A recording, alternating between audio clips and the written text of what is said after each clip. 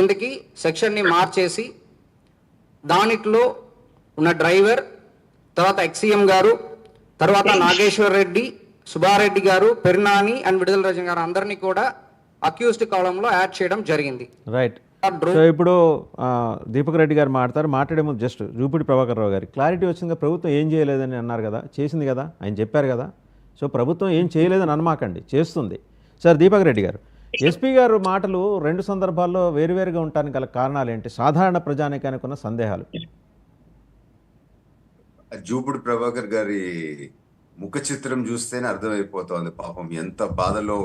అసలు ఇటు అటు కదులుతా ఉండాడు, అసలు ప్రొటెక్ట్ చేసుకోలేక. తప్పని చెప్పి మనసులో తెలుసు, కానీ ఆ పార్టీలో ఆ విధంగా మాట్లాడాలా అని చెప్పి ఆయన ప్రయత్నిస్తున్నాడు. ఇప్పుడు నేను చెప్పబోయే ఈ 2-3 కామెంట్స్ తర్వాత అసలు ఎందుకు వచ్చినామా ఈ డిబేట్ కి, తప్పు అయిపోయింది అని చెప్పి జూపుడు గారు అనుకుంటారు. ఫస్ట్ పాయింట్, వైఎస్ఆర్ పార్టీ వాళ్ళకి జరిగినాయి. నేను ఇప్పుడు ఒక 4-5 పాయింట్స్ క్రిస్ప్ గా చెప్పేసి ముగిస్తానండి. ఇది ఆడో జరిగింది అని అన్నారు మీరు, వాళ్ళ లీడర్ల కామెంట్స్ సోషల్ మీడియాలో చూస్తే. తర్వాత ఏమన్నారు, జగన్మోహన్ రెడ్డి గారికి వచ్చే జనం చూసి తెలుగుదేశం ఓర్వలేక ఇటువంటి ఆరోపణలు మా మీద వేస్తున్నారు అని చెప్పి మరికొందరు లీడర్లు మాట్లాడారు. తర్వాత ఏమన్నారు, ఇది జగన్మోహన్ రెడ్డి గారి వెహికల్ తో జరగలేదు, ఇంకేదో వెహికల్ తో జరిగింది, మా మీద ఈ విధంగా చెప్తున్నారు అని చెప్పి తర్వాత అన్నారు. తర్వాత కొందరు ఏమన్నారు, ఇది ఏఐ జనరేటెడ్ వీడియోస్ తీసుకొని వస్తున్నారు టీడీపీ వాళ్ళు, ఈ రోజు ఈ వీడియో తెచ్చినారు, రేపు ఇంకేదో వీడియో తెస్తారేమో అని చెప్పి అది చెప్పడం మొదలు పెట్టినారు. తర్వాత దొరికిపోయిన తర్వాత మా పార్టీ నాయకుడిని మీకెందుకయ్యా బాధ అని చెప్పారంటారు. అంటే మేము మా పార్టీ వాళ్ళని మేము చంపుకోవచ్చు, మీకు టీడీపీ వాళ్ళకి ఎందుకు బాధ అని చెప్పి జస్టిఫికేషన్ చేసేదానికి వచ్చారు. తర్వాత ఇవన్నీ వాస్తవాలు బయటకు వచ్చిన తర్వాత ఇట్లాంటి మాటలు మనం మాట్లాడకూడదు, అంటే మేము 10 లక్షలు కాంపెన్సేషన్ ఇచ్చేసినాము అని చెప్పి చెప్తారు. అంటే 10 లక్షలు ఒక మనిషిని చంపి 10 లక్షలు ఇచ్చేస్తే ఇంకా అంతటితో ఏదో ఒక న్యాయం చేసిన విధంగా మాట్లాడటం జరిగింది. ఇక్కడ తమాషా అయింది ఏంటంటే, ఇన్సిడెంట్ జరిగింది గతంలో ఎక్కడో ఏదో దగ్గర ఏదో నాయకుల దగ్గర ఏదో ఇన్సిడెంట్ జరిగింది, ఇది ఏముందిలే అనే విధంగా సర్ది చెప్పుకునే విధంగా ఇప్పుడు జూపుడి గారు లాగానో అట్లా వేరే నాయకుల రకంగానో మాట్లాడుతూ ఉండరు. తర్వాత మధ్యలో ఎస్పీ గారిని తీసుకొని వచ్చి డైవర్ట్ చేయాలా అని చెప్పి చూస్తున్నారు. ఇవన్నీ వైసీపీకి సంబంధించిన నాయకులు, వైసీపీకి సంబంధించిన లీడర్లు మాట్లాడే విధంగా చూస్తుంటే ప్రజలే ఒక అంచనాకి వీళ్ళ మీద రావాలా అని చెప్పి నేను కోరుకుంటూ ముఖ్యంగా 3 ప్రశ్నలు అడిగి నేను ముగిస్తానండి. ఫస్ట్ థింగ్, ఈ ఇన్సిడెంట్ జరిగినప్పుడు కారులో ఉండే వాళ్ళందరికీ తెలుసు అది జరిగిందని చెప్పి, ఎందుకు బయటకు వచ్చి ఇదిగో ఇట్లా జరిగింది అని చెప్పి వాళ్ళు చెప్పకుండా 3 రోజులు దాచినారు? ఫస్ట్ క్వశ్చన్, అది చెప్పగలుగుతారు చెప్పండి. రెండోది, సరే జరిగింది ఇన్సిడెంట్, ఆ మనిషిని మీరు హాస్పిటల్కి ఎందుకు తీసుకోపోలేదు? సరే. మూడో ప్రశ్న అండ్ లాస్ట్ ప్రశ్న, ఎందుకు పట్టించుకోకుండా ఆ పక్కన పడేసి మీరు వెళ్ళిపోయినారు? ఇది ధర్మమా, ఇది న్యాయమా? రాజకీయాల్లో ఉండేవాళ్ళు ఇది చేయాల్సిందేనా? ఒక నాయకుడు అనేవాడు ఈ విధంగా చేస్తే ఆయన నాయకుడు అని అంటారా? అటువంటి వాళ్ళని నమ్మొచ్చా? ఈ 3 ప్రశ్నలతో నేను ముగిస్తున్నానండి. రైట్. శివశంకర్ గారు, దీపక్ రెడ్డి గారు వ్యాలిడ్ క్వశ్చన్స్ రైజ్ చేశారు.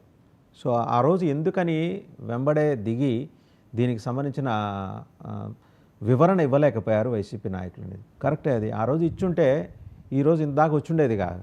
అండ్ రెండో అంశం ఏంటంటే, ఆయన సింగయ్య గారు గాయపడి పక్కన ఉన్నప్పుడు వాళ్ళే వాలంటీర్ చేసి ఇమ్మీడియట్గా షిఫ్ట్ చేసి ఉంటే బాగుండేది.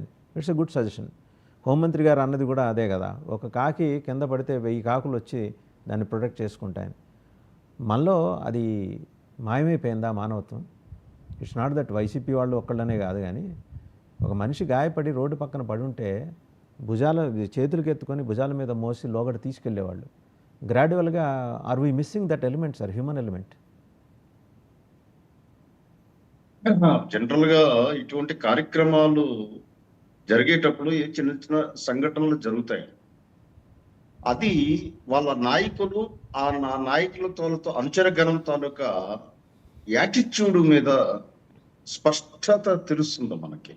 ఎట్లాగంటే, సపోజ్ మనం అనుకుందాం, ఆ కారు కింద పడి గాయపడ్డాడు, ఇమీడియట్ గా ఏం చేయాలి?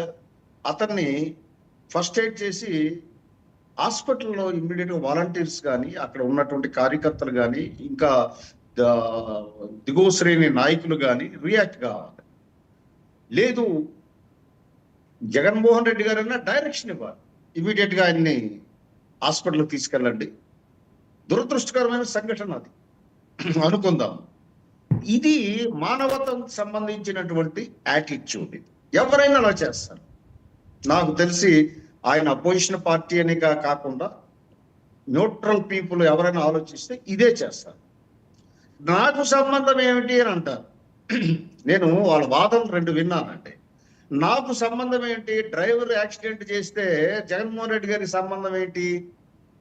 అరే, మాస్టర్ అండ్ సర్వెంట్ రిలేషన్ ఉంటుందండి.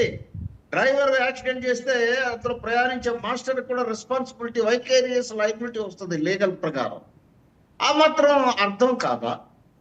రెండవది, ఇందాక మన రాజకీయ విశ్లేషకులు చెప్పినట్టు ఇన్సిడెంట్ జరిగిన వెంటనే ప్రజలకి చెప్పవలసిన బాధ్యత వైఎస్ఆర్సీపీ పార్టీకి ఉంటుందండి.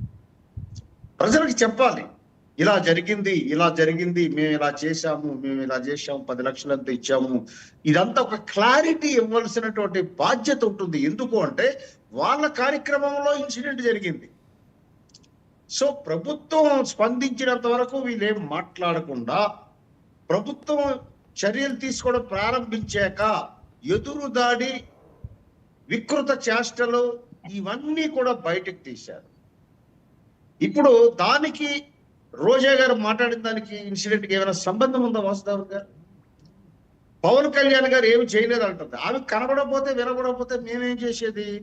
ఈ రోజు పంచాయతీరాజ్ వ్యవస్థని దేశంలోనే ప్రథమ స్థానంలో పెట్టినటువంటి ఖ్యాతి పవన్ కళ్యాణ్ గారికి ఉంది.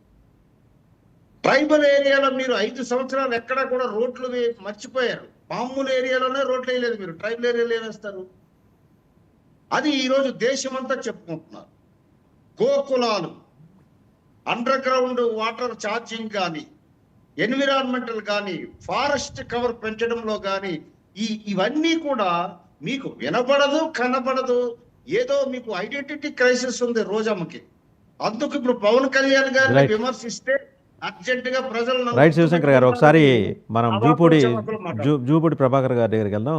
వారి దగ్గరికి వెళ్లే ముందు హోమ్ మినిస్టర్ గారు లోగడేం మాట్లాడారు, హోమ్ మినిస్టర్ కాకముందు ఇప్పుడేం మాట్లాడారు కూడా ఒకసారి చూద్దాం.